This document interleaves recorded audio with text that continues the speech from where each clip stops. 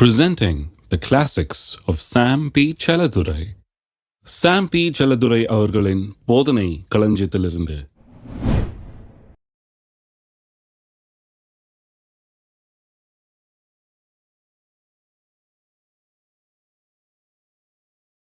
பாவத்தை குறித்து வேதவசனம் 3 காரியங்களை போதிக்குது. ஒன்று, sin is real. பாவம் என்கிறது உண்மையானது, அது நிஜம்.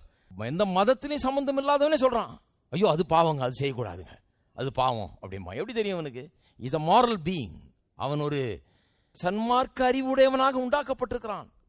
இந்த பரிசுத்த தேவன் பரிசுத்தமா வாழும்படி அவனை உண்டாக்குனார். அதனாலதான் அவனுக்கு சொல்ல முடியுது, இது சரி, இது தப்பு, இது ரைட்டு, இது ராங் அப்படின்னு சொல்ல முடிகிறது. பாருங்க, இதுக்கு ஒன்றும் இப்போ சர்ச்சுக்கு போக வேண்டியதில்லை, பைபிள் படிக்க வேண்டியதில்லை, எந்த மதத்திலையும் சேர வேண்டியதில்லை, ஒன்றும் தெரிய வேண்டியதில்லை. ஆனால் பாவம் ஒன்று இருக்குதுன்னு சாதாரண மனுஷனுக்கு கூட தெரியும். ரெண்டாவது, sin is a liar, sin is a deceiver, there is a deception in sin. பாவத்திலே ஒரு வஞ்சனை இருக்கிறது. பாவம் தூண்டுது செய்யுன்னு.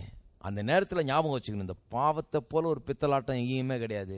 செஞ்சா ஒன்றும் ஆகாதுன்னு எனக்கு சொல்லுது, ஆனால் செஞ்சா ஆகும்ன்றதான் வேதம் போதிக்கு. செஞ்சா கெட்டே போயிடுவேன், டாப் டு பாட்டம் ஒன்றும் இல்லாமல் போயிடுவேன்றதான் வேதம் போதிக்கிறது.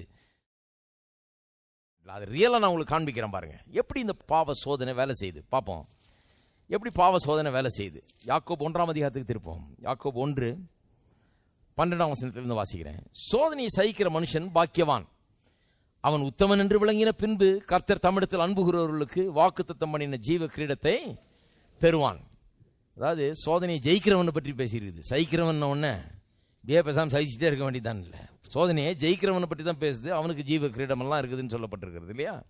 அப்போ ஜெயிக்கிறவன் பாக்கியவான், சோதனை ஜெயிக்கிறவன் பாக்கியவான். எல்லாம் சொல்லுங்க, சோதனையை ஜெயிக்கிறவன் பாக்கியவான். அப்போ ஜெயிக்க முடியுமா, ஜெயிக்க முடியாதா? பாக்கியவான் ஆசீர்வதிக்கப்பட்டவன். இந்த சோதனையை ஜெயிக்கிறதுல ஒரு ஆசீர்வாதம் இருக்குது பாருங்க. சோதனையில் தோக்கிறதுல ஒன்றும் கிடையாது, நஷ்டம் தான் இருக்குது. சோதனையை ஜெயிக்கிறதுல பெரிய ஆசீர்வாதம் இருக்குது பாருங்க. எப்படி சோதிக்கப்படுறான்னு சொல்லி இருக்குது. சோதிக்கப்படுகிற எவனும், யாராக இருந்தாலும் சரி, உலகத்தில் எந்த ரேஸ், எந்த இனம், எந்த ஜாதி, எந்த மதம், எந்த இதை சேர்ந்தவனாக இருந்தாலும் சரி, சோதிக்கப்படுகிற எவனும் நான் தேவனால் சோதிக்கப்படுகிறேன் என்று சொல்லாதிருப்பானாக. கடவுள் தான் என்னை சோதிக்கிறார் என்று சொல்லாதிருப்பானாக. தேவன் பொல்லாங்கினால் சோதிக்கப்படுகிறவர் அல்ல, ஒருவனையும் அவர் சோதிக்கிறவரும் அல்ல. இது ரொம்ப முக்கியம் பாருங்க. ஜனங்க, முக்கியமாக கிறிஸ்தவர்களை சொல்கிறேன் நான், மற்றவர்களை பற்றி நான் அவ்வளோ சொல்ல வேண்டியதில்லை. கிறிஸ்தவர்களை பற்றி சொல்கிறதுக்கு எனக்கு உரிமை இருக்குது, அதனால நான் சொல்கிறேன். அநேக கிறிஸ்தவர்கள் எப்படி சொல்கிறாங்க, சோதனைன்னு இவங்க பாவமும் செஞ்சுட்டாங்கன்னா போதும், அதான் பிரதர் எனக்கு விளங்கல, கர்த்தர் ஏன் அப்படி சோதிச்சாருன்னு. இந்த கதை தான் வேணாங்கிறது. கர்த்தர் என்னை மட்டும் ஏன் பிரதர் அப்படி சோதிச்சிட்டாரு, எனக்கு மட்டும் ஏன் அந்த சோதனையை கொடுத்தாரு. ரொம்ப சர்வசாதாரணமாக பேசுகிறாங்க பாருங்க. பைபிளே படிக்கிறது கிடையாது, பைபிளை புரிஞ்சுக்கிறது கிடையாது, என்ன சொல்லியிருக்குன்னு பார்க்கறது கிடையாது. இவங்க செஞ்ச பாவத்தை கர்த்தர் அனுப்பிச்சு இவங்களை சோதிச்சிட்டாராம். யாருக்குமே அனுப்பாத விதத்தில் இவங்களுக்கு அனுப்பிச்சிட்டாராம் அந்த சோதனையை.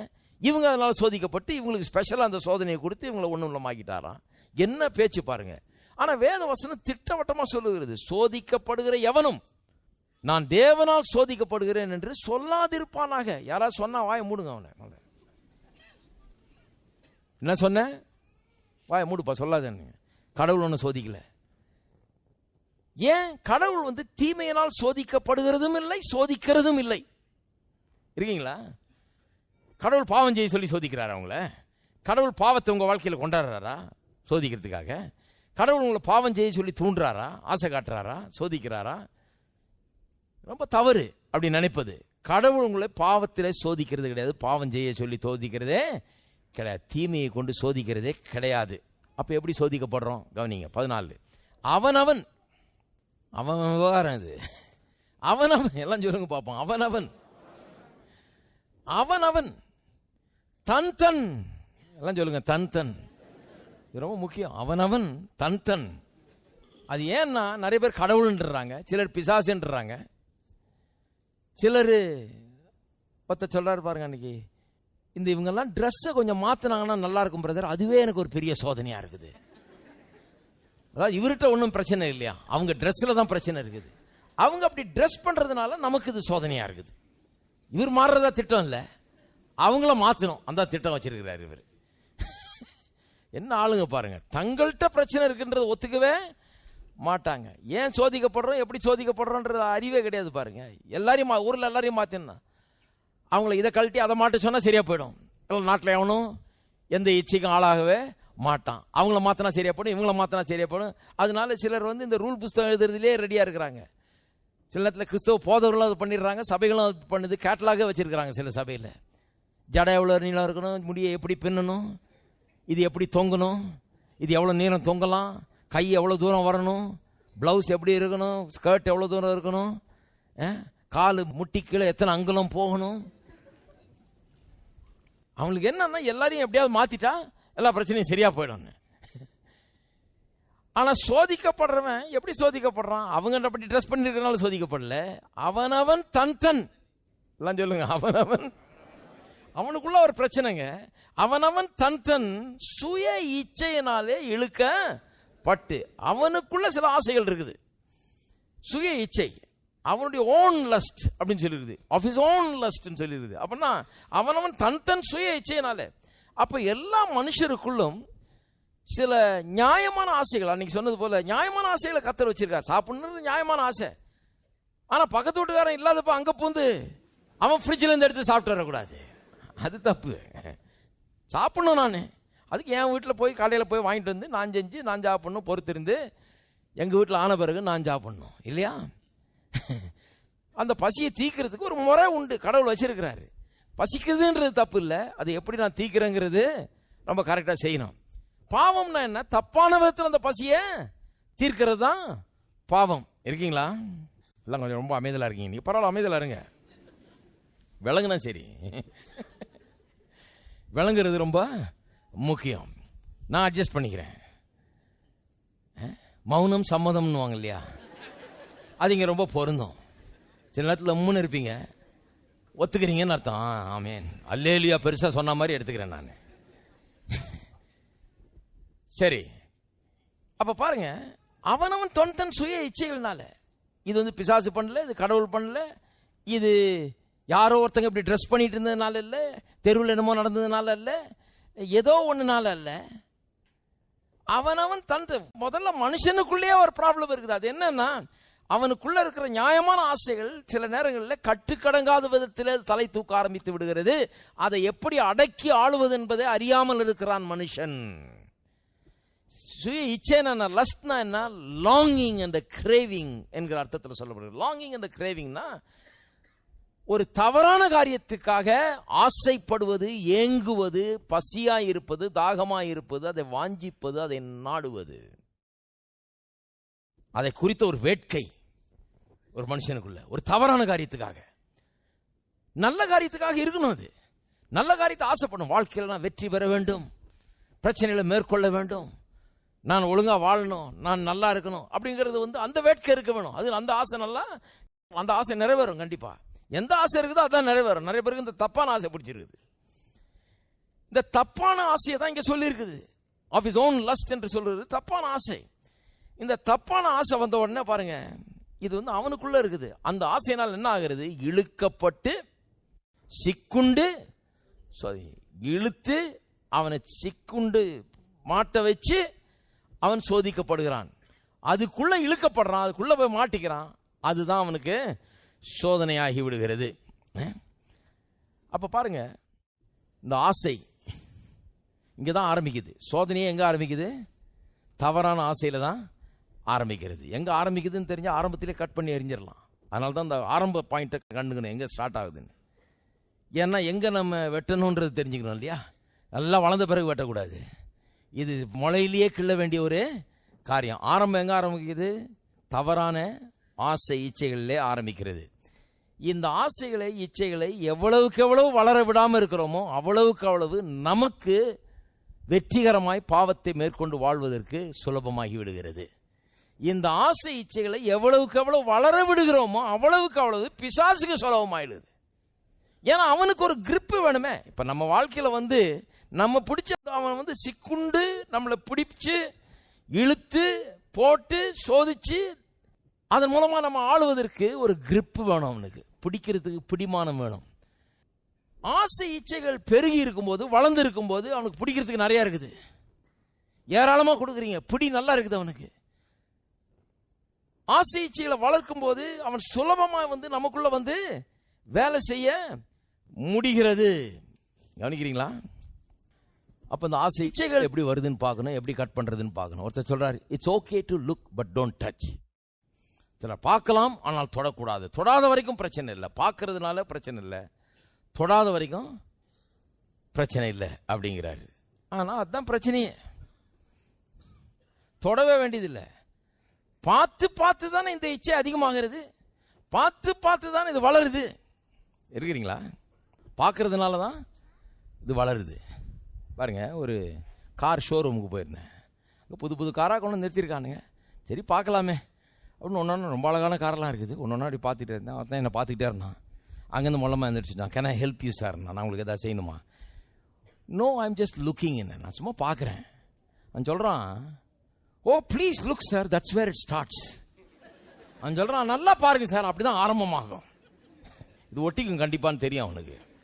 நல்லா பார்த்தாருன்னா இவரை மடக்கிடலாம், எப்படியாவது எதாவது ஒன்று வாங்குவார் கண்டிப்பாக அப்படின்னு வந்து கடகடன்னு அவன் வந்து கதவை திறக்கிறான், பானட்டை திறக்கிறான், பின்னால் ட்ரங்கை திறக்கிறான், எல்லாத்தையும் திறக்கிறான். கீழே பாருங்கள், மேலே பாருங்கள், சைடில் பாருங்கள், இந்தாங்க ப்ரோஷரை வச்சுக்கோங்க, கலர் ப்ரோஷர் எல்லாத்தையும் பாருங்கன்றான்.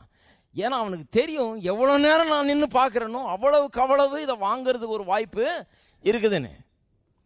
சில கடைக்காரங்க அறிவே இல்லாத ஆளுங்க, வா ஏதாவது வேணா வாங்கலாம், சும்மா நின்றுட்டு இருக்காதுமா.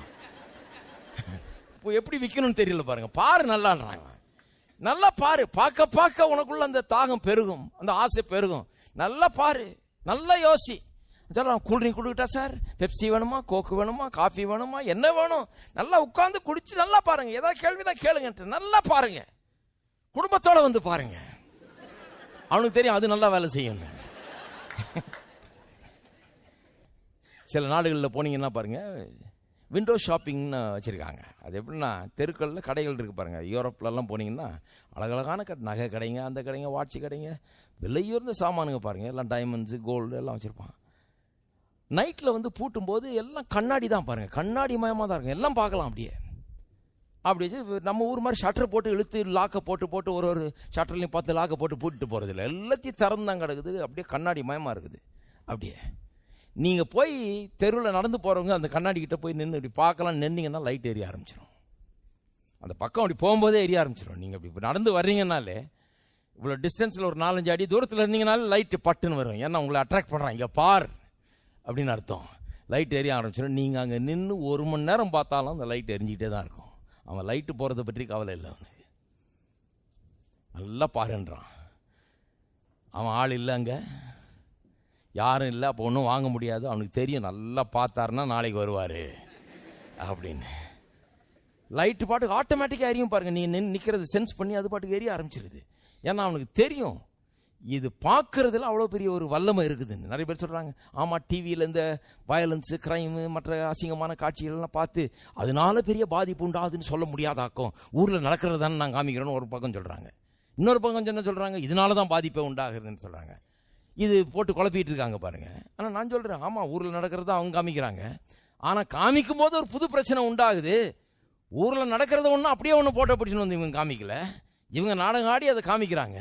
இது வரைக்கும் அதெல்லாம் செய்யாதவன் உட்காந்து பார்த்துட்டு இருக்கிறான். இப்போ இனிமேல் அவன் செய்ய ஆரம்பிக்க போகிறான். அவன் இதை தியானிக்கிறான். அதுதான் அங்கே பிரச்சனை. அவன் பார்க்க பாருங்க, அவன் பார்க்க இந்த காட்சிகளை பார்க்க அவன் கற்றுக்கிறான் எப்படின்னு.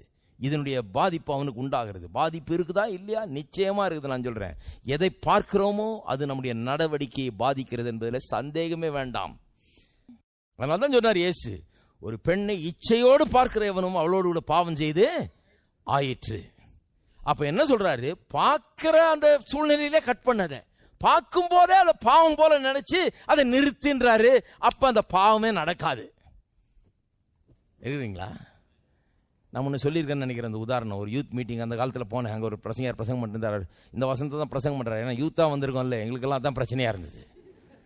அப்போ அந்த வசனத்தை எடுத்து பிரசங்கம் பண்ணுறாரு. சொல்கிறாரு, ஒரு தடவை பார்த்தீங்கன்னா பாவம் இல்லை, ஆனால் 2வது தடவை பார்க்குற பாரு அதுதான் பாவம். என் பின்னால் இருந்து உட்காந்துருக்கிறவன் அவன் பக்கத்தில் இருக்க பையன்ட்டு சொல்கிறான் பாருங்க, அது ஒன்றும் பிரச்சனை இல்லைடா, ஒரு தடவை பார்த்தீங்கன்னா கண்ணை எடுக்காத, அப்படியே பார்த்துக்கிட்டே இரு.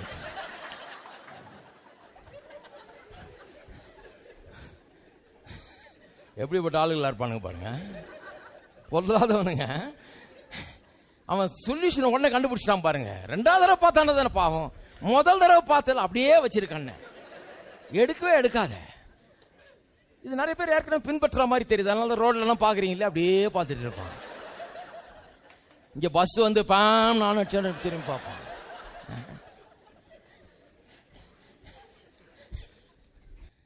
அந்த முதல் தடவை 2வது தடவை இதெல்லாம் எண்ணிட்டு இருக்க வேண்டியதில்லை. என்ன பிரச்சனை இங்க, என்ன பிரச்சனைன்னா எப்படி பார்க்கிறோம். பார்க்கும் போதே நமக்கு தெரியும் இது வேலைக்கு ஆகாது, இது வந்து நான் தப்பான விதத்தில் பார்க்கிறேன், இது ஆகாது, நான் என்ன பண்ணிட்டு இருக்கிறேன், இது எனக்கு தேவையே இல்லை, இதை நான் அழித்து விடும், இதனுடைய விளைவுகள் கேடாக இருக்கும், அதனால இப்பவே இதை நிறுத்தினான்னா அதுக்கப்புறம் ஒன்றும் ஆகாது. இருக்கீங்களா? அது சொல்லிட்டு சொல்றாரு பாருங்க, பின்பு இச்சையானது கற்பந்தரித்து, சொல்லுங்க கற்பந்தரித்து. இந்த இச்சைன்றது வந்து போய் உள்ள கற்பந்தரிக்குது, கன்செப்ஷன் உண்டாகுது. பெண்கள்லாம் கற்பம் தரிக்கிறாங்க இல்லையா? அவங்க கற்பம் தரிக்கிறதுன்றது வெறும் பிள்ளையை கொடுத்தா மட்டும், அந்த பிள்ளைக்கான வித்தை மனுஷன் கொடுக்குறான். அவங்களுக்குள்ள போய் அந்த வித்து என்ன பண்ணுது, ஒரு குழந்தையா உருவாகி 10 மாசத்துக்கு பிறகு முழு குழந்தையா திரும்ப தர்றா. நீங்க கொடுத்தது வித்து, அவ கொடுக்கறது என்ன, அமுக்கி குலுக்கி சரிந்து விழும்படி கை காலெல்லாம் உடுக்கிற ஒரு குழந்தையா கையில தர்றா. அது பார்த்தா அப்பான்னுது. இது எங்கிருந்து வந்ததுன்னு பாக்குறீங்க? கொடுத்த வித்து இப்படி ஆயிருக்குது.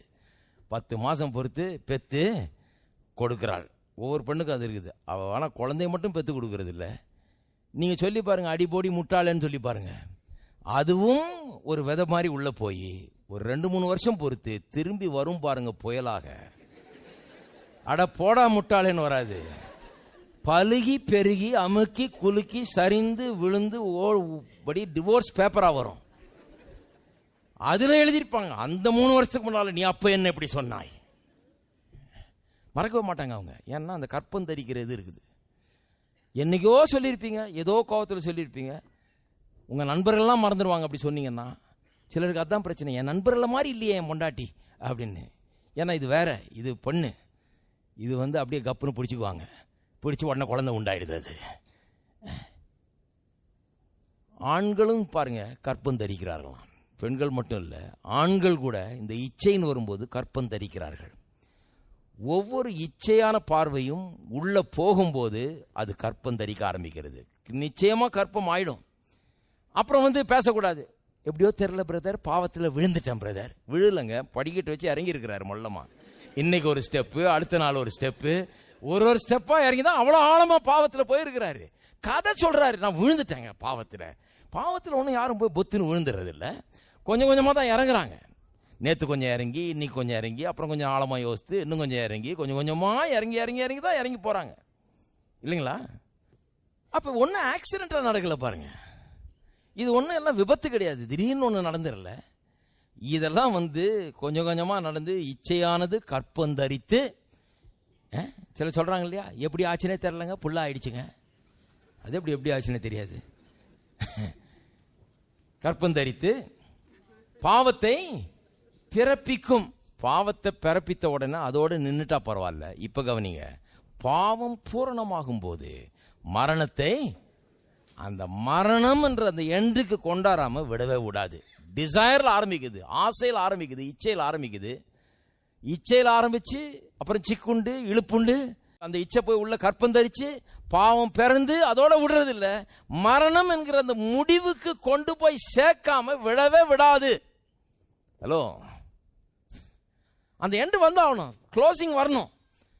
இச்சையானது பாவத்தை பிறப்பிக்கும், பாவம் பூரணமாகும் போது மரணத்தை பிறப்பிக்கும். அப்புறம் சொல்றாரு பாருங்க 16ஆம் வசனம், என் பிரியமான சகோதரரே மோசம் போகாதிருங்கள். என்ன அருமையா சொல்றாரு பாருங்க, மோசம் போகாதிருங்கள். இவ்வளவு சொன்ன பிறகு ஏன் மோசம் போறாங்க, அதான் இங்க பாயிண்ட். இவ்வளவு அருமையா சொல்றாரு, இச்சையில் ஆரம்பிக்குது, அப்புறம் அதனால இழுப்புண்டு சிக்குண்டு சோதிக்கப்பட்டு, அப்புறம் இச்சையானது கற்பந்தரித்து அது பாவத்தை பிறப்பிச்சு இந்த பாவம் மரணத்துக்குள்ளே கொண்டு போகுது. அதனால சகோதரரே மோசம் போகாதுங்கன்ற. இவ்வளோ அழகாக யார் சொல்லுவா? இவ்வளோ சொன்ன பிறகும் போய் பாவம் செய்கிறான் கிறிஸ்தவன். ஏன் பாவம் செய்கிறாங்க? ஏன் போய் இழுப்புண்டு போகிறாங்க? சொல்கிறேன் காரணத்தை. ஏன்னா அது கேட்டிங்கன்னா உங்களுக்கு ஒரு வழி சொல்லித்தரேன், எப்படி பாவம் செய்யாமல் இருக்கிறதுன்னு. ஏன் பாவம் செய்கிறாங்க? இவ்வளவு சொன்ன பிறகும் ஏன் போய் பாவம் செய்கிறாங்க? நான் சொல்கிறேன். ஆதாம் எப்படி பாவம் செய்தான், ஆதாம் ஏவாள் எப்படி பாவம் செஞ்சாங்க யோசித்து பாருங்க. ஆதாம் பாவம் செஞ்ச போது இவ்வளவு பெரிய விளைவை அது ஏற்படுத்தும். தலைமுறை தலைமுறையாக அவனுடைய பிள்ளைகளாகிய நாம் கஷ்டப்பட போகிறோம். தரித்திரத்திலையும் நோயிலும் சாவுலையும் கஷ்டப்பட போகிறோம்னு தெரிஞ்சிருந்தா, அந்த உலகமே பாதிக்கப்பட போகுது, இயற்கை கூட பாதிக்கப்பட போகிறது அப்படின்னு தெரிஞ்சிருந்தா, இன்றைக்கு இருக்கிற இந்த நோய், இன்னைக்கு இருக்கிற தரித்திரம், இன்றைக்கு இருக்கிற கேடுகள் அத்தனையும் அவன் பார்த்திருந்தால் அவன் அந்த பாவத்தை செய்திருப்பானா? நான் ஒன்று சொல்கிறேன் பாருங்க. இன்னைக்கு ஆதாமை பற்றி சிலர் சொல்கிறாங்க, நான் இருக்கட்டுங்க பரலோகத்தில் அவனை பார்த்து ஒரு கை பார்த்துடுறேன், அவனால தான் நமக்கு பிரச்சனை. அதுக்குள்ளே இங்கே புரிஞ்சுக்கிட்டீங்கன்னா அவனை பார்த்தீங்கன்னா கொஞ்சம் இறக்கம் காட்டுவீங்க. ஏன்னா நம்ம இருக்கிற ஒரு நல்ல பொசிஷனில் கூட அவன் இல்லை. ஞாயிற்றுக்கிழமை தோறும் இப்படி ஒரு போதனை கிடையாது. இப்படி அழகாக பைபிள்லேருந்து எடுத்து யாக்கோபு 1ஆம் அதிகாரத்தை திருப்பி, அப்படி யாக்கோபு 1ஆம் அதிகாரமும் கிடையாது அவனுக்கு. அதில் திருப்பி வாசித்து எப்படி ஆசையில் ஆரம்பித்து அந்த ஆசை இச்சை எப்படி வளருது, அப்புறம் எப்படி அது கற்பம் தரிக்குது, எப்படி பாவம் பிறக்குது, அப்புறம் பாவம் பிறந்து எப்படி மரணம் பிறக்குது, அதனால் உள்ள கேடுகள்லாம் என்ன அப்படின்னு யாரும் அவனுக்கு போதிக்கலை. அதுக்கு முன்னுதாரணமாக ஒன்றுமே கிடையாது, யாருமே கிடையாது. அவன் பார்த்ததே கிடையாது, பாவத்தையே பார்த்தது கிடையாது, மரணம் யாரும் செத்தும் பார்த்தது கிடையாது, ஒரு ஆடு மாடு சாவறது கூட அவன் பார்த்ததே கிடையாது. மரணம்னா என்னன்னு தெரியாது. இந்த பாவத்தின் விளைவுகள் பாதிப்பு எப்படி இருக்கும், இந்த உலகத்தை எப்படி பாதிக்கும், சந்ததியை எப்படி பாதிக்கும்னு அவனுக்கு ஒன்றுமே தெரியாது. அவன் கண்டதே இல்லை. இப்போ எத்தனை பேருக்கு இறக்கம் வருது ஆதாம் மேலே? பாவம், அவன் ஒன்றும் தெரியல பாருங்க. அவனுக்கு கடவுள் சொல்லியிருக்காரு பண்ணாதுன்னு பண்ணிட்டான். ஆனால் நமக்கு கடவுள் சொன்னது மட்டும் இல்லை, இவ்வளவு முன்னுதாரணங்கள் நமக்கு முன்னால் இருக்குது. ஜனங்களும் இருக்கிறாங்க, நம்ம வீடுகளிலே இருக்கிறாங்க ஆளுங்க, நம்ம சமுதாயத்தில் இருக்கிறாங்க, பைபிளில் ஏராளமாக இருக்கிறார்கள். இவ்வளத்தையும் பார்த்துட்டு நாம் எப்படி செய்ய முடியும்? ஹலோ, இருக்கிறீங்களா? அப்போ நான் சொல்கிறேன், நம்ம ஆதாமோட ரொம்ப பெட்டர் பொசிஷனில் இருக்கிறோம். நம்மளை பாவம் செய்யாதுன்னு மட்டும் சொல்லலை, செஞ்சால் என்ன ஆகுன்றது அப்படியே கண்கூட பார்க்குறோம். நம்ம என்ன ஆச்சுன்றதை பார்க்குறோம். ஆதாம் செஞ்சதுனால இப்போ என்ன ஆச்சுன்னு பார்க்குறோம். நம்ம செய்கிறதுனால என்ன ஆகுன்றதுக்கு அது ஒரு எடுத்துக்காட்டாக இருக்கிறது. நல்லா கவனிக்கிறீங்களா? நான் சொல்கிறேன், ஆதாமுக்கு தெரிஞ்சிருந்தா அநேகமாக பாவம் செய்கிறது ரொம்ப கஷ்டமாக இருந்திருக்கும். அதுக்கப்புறம் அவன் நான் செஞ்சு தான் ஆவேன் அப்படின்னு சொல்லியிருக்க மாட்டான். அந்த நேரத்தில் இதெல்லாம் அறிந்து கொள்ள அவனுக்கு வசதி கிடையாது.